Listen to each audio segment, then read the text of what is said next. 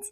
Today in reading, we are going to practice the skill of reading or listening closely to describe a character's action. Now we know that the character is who or what the story is about. They're the people or the animals or the objects, whatever is happening in the story that the story is about. Those are the characters.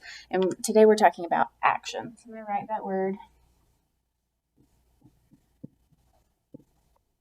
Action. Now, character action is the things that the characters do.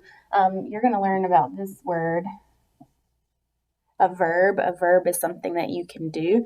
So action is what are the characters actually doing.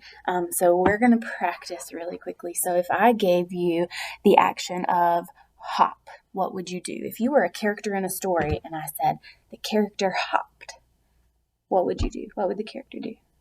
You can do it. Character would hop, right? So hop, hop, hop. What if I said the character stuck out his or her tongue? What would you do? Go. That's what the character did. That's the action. So we're going to talk about character action today using this book. It's called Stand Tall, Molly Lou Melon. Now, I can tell right now that this is my character. This is one of the characters in the story, and her name must be Molly Lou Melon. And there's action in the title, stand tall. If you're standing and you're standing tall, that means you're being proud. That's a character action. So we're going to look at some other character action in their story. Molly Lou Melon stood just taller than her dog and was the shortest girl in first grade. She didn't mind. Her grandma had told her, "Walk as proudly as you can and the world will look up to you." So she did. What did Grandma tell her to do? Grandma told her to walk proudly, so that's what she did. She walked proudly. That's her action. Molly Lou Melon had buck teeth that stuck out so far she could stack pennies on them. She didn't mind. Her grandma had told her, "Smile big and the world will smile right alongside you." Did you hear the action word? What did Grandma tell her to do? What action? What verb? Smile. So she did. Molly Lou Melon had a voice that sounded like a bullfrog being squeezed by a boa constrictor. She didn't mind. Her grandma had told her, "Sing out clear and strong and the world will cry tears of joy." So she did.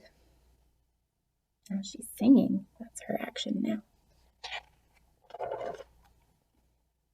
Molly Lou Melon was often fumble-fingered. She didn't mind. Her grandma had told her, "Believe in yourself, and the world will believe in you too." So she did. Then Molly Lou Melon moved to a new town. She had to say goodbye to her grandma and all of her friends.